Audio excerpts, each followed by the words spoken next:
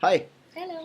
we are back with our review of Happy Bhag Jayegi. This is with Anvika, and it's an interesting film. It has basically Diana Penty seen after a long time. In fact, after Cocktail, I think her second film, and she is this girl who is trying to escape from her wedding, her forced wedding to Jimmy Shergill. She wants to get married to this guy called Ali Fazal. I mean, he's a kind of a good for nothing chap from her college. Her hapeless father is Kamaljeet Singh, and when she tries to escape, she lands up in Pakistan. And of all people, she lands up at Abhay Deol's place, who's the son of a major politician over there, and an aspiring politician himself, let's say, more at the behest of his dad, who's played excellently by Javed Sheikh. So, and then the plot takes several twists and turns, and it's rather unconventional, is a nice way of putting it. Anvika, what did you think? I kind of liked the movie actually. I thought that it was a bit different from other movies, other Hindi movies. It's not, the typical boy and girl meeting and falling in love. It was kind of different, I liked the fact that she was trying to run away. She ended up in Pakistan. I liked the connections. It was fun. And like in English movies, in those serious moments, they end up having adding humor. I think they succeeded in doing that in this film as well. That's true. It was quite nice, but in the middle, I think they kind of confused everybody a bit with all the characters and everything. So I just didn't like that part a lot. Otherwise, it was a good film. So yeah, I do think they lost the plot a bit. I Yeah. completely agree with you about the humor. So if you look for the little moments, there are several of those. Yeah.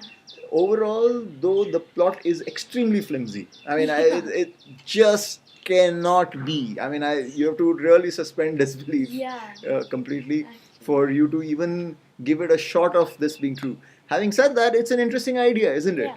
Someone, a bride, lands up at in Pakistan in somebody's place, and now what's going to happen? Is it Abhay? Is it going to be Guddu, which is Ali Fazal, or is it going to be Yeah. our man Jimmy Shergill, who unfortunately I don't know why Anand Rai doesn't seem to like him. Anand Rai is the producer of and the director of Tanu Weds Manu. And I don't know why Jimmy Shergill, poor guy, gets always stuck with the bride who runs away, you know. But having said all of that, it's an interesting film. It's a bit loose in the middle, Yeah. and but lots of nice moments of Yeah, humor, there are a right? lot In of the nice middle, funny moments. suspend disbelief, keep brain aside a little bit. That's I think all I would say. Yeah. Uh, anything else? Performances, songs, anything? Performances. I think that Happy was really suited to her role. I think she did really really well. Diana. Yeah, she performed excellently. She had that attitude in her, and I really like that. Yeah. Abhay Deol also performed really well. He was also very suited to the role. I also liked Guddu. Ali Fazal. Yeah, he was. I don't know. He was quite nice and happy all the time. Then he goes and meets Happy, and I kind of liked the relationship between Guddu and Happy. It was quite sweet. Ah, okay. But then Bhedio goes and starts liking her. It was quite nice. I think Okay. I liked the acting and everything. There's also sorry, I forgot to mention Momal Sheikh. She's I think new. It came as introducing, and she's Abhay Deol's fiance in Zoya. Lahore. Her name in the movie is Zoya, She's which again also for me really always takes me back nice. to Dhoop Kinare days. And I thought she was a standout performer as Yeah, well. she was also She really did it very she well. she was So there's this whole thread of Abhay's relationship with Momal. yeah. There's this thread of Jimmy Shergill and all that he's up to, and he's this corporator type, political type guy, Gunda type. And then there's Ali Fazal, who's this good for nothing guy who goes around with a sad face. But like Anvika said, I think I agree. It's a very sweet relationship, and then we have to see where all that goes. Uh, Abhay was very good. I think after a long time, he's performed Yeah, excellently. He got actually. it spot on. Diana for me was good. I thought there were moments when she was overacting, but she was good overall. I have to say, and it's such an endearing face, and she's got this lovely smile. And when Yeah. she smiles, it really Yeah, it does actually. make you happy, you know. Happy. So I She mean, was to use quite a suited cliche. to So this role. that was very good. This whole Pakistan angle was funny. the relationships, the dialogues shown Yeah. of different people from there back and forth. There's this Urdu thing. Piyush Mishra has a cameo. Javed Sheikh is excellent. There's this whole thing of always of you have to change the history of Pakistan. That's what he's Yeah. keeping on trying to I tell his love son, that. and that And, was amazing. And Abey's reactions to all of that was amazing. I loved how he kept lying every time, you Yeah. know. He said something and the father would just be like, hi, Yeah. history of Pakistan.